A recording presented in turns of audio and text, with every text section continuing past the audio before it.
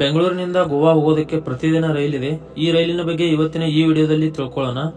ನೀವಿನ್ನೂ ನಮ್ಮ ಪೇಜ್ ನ ಫಾಲೋ ಮಾಡ್ಕೊಂಡಿಲ್ಲ ಅಂದ್ರೆ ಈಗಲೇ ಫಾಲೋ ಮಾಡ್ಕೊಳ್ಳಿ. ನಾವು ಇದೇ ರೀತಿ ಟ್ರಾವೆಲ್ ಇನ್ಫಾರ್ಮೇಟಿವ್ ವಿಡಿಯೋಗಳನ್ನ ಅಪ್ಲೋಡ್ ಮಾಡ್ತಿರ್ತೇವೆ. ಈ ರೈಲು ಬೆಂಗಳೂರಿನ ಯಶವಂತಪುರದಿಂದ ಹೊರಡುತ್ತೆ. ರೈಲು ಸಂಖ್ಯೆ ಬಂದು 17309. ಯಶವಂತಪುರದಿಂದ ಪ್ರತಿದಿನ ಮಧ್ಯಾಹ್ನ 3:30ಕ್ಕೆ ಹೊರಟು ಮರುದಿನ ಬೆಳಗ್ಗೆ 5 ಗಂಟೆಗೆ ಗೋವಾದ ವಾಸ್ಕೋಡಗಾಮ ನಿಲ್ದಾಣವನ್ನ ಈ ರೈಲು ತಲುಪುತ್ತದೆ. ವಾಸ್ಕೋಡಗಾಮ ರೈಲ್ವೆ ನಿಲ್ದಾಣದಿಂದ ನೀವು ಕಲ್ಲಂಗೋಟ್ ಅಥವಾ ಬಾಗಾ ಬೀಚ್ ಗಳಿಗೆ ಹೋಗ್ತೀರಾ ಅಂದ್ರೆ ಹೊರಗಡೆ ಸಾಕಷ್ಟು ಟ್ಯಾಕ್ಸಿಗಳು ಇರ್ತವೆ. ಟ್ಯಾಕ್ಸಿಗಳು ರೇಟ್ ಬಹಳ ಹೇಳ್ತಾರೆ. ನಿಮಗೆ ರೇಟ್ ಹೊಂದಿದ್ರೆ ನೀವು ಟ್ಯಾಕ್ಸಿಯಲ್ಲಿ ಹೋಗಬಹುದು. ಮತ್ತೆ ನೀವೇನಾದ್ರೂ ಬಸ್ ನಲ್ಲೇ ಹೋಗ್ತೀರಾ ಅಂದ್ರೆ ಡೈರೆಕ್ಟ್ ಬಸ್ಗಳು ಸಿಗಲ್ಲ.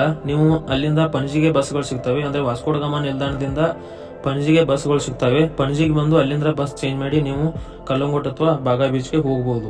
ನೀವು ಮತ್ತೆ ಬೆಂಗಳೂರಿಗೆ ರಿಟರ್ನ್ ಬರೋದಕ್ಕೆ ಇದೇ ರೈಲು ಡೈಲಿ ರಿಟರ್ನ್ ಕೂಡ ಆಗುತ್ತೆ. ರಿಟರ್ನ್ ಆಗುವಾಗ ರೈಲು ಸಂಖ್ಯೆ 17310 ಆಗಿರುತ್ತೆ.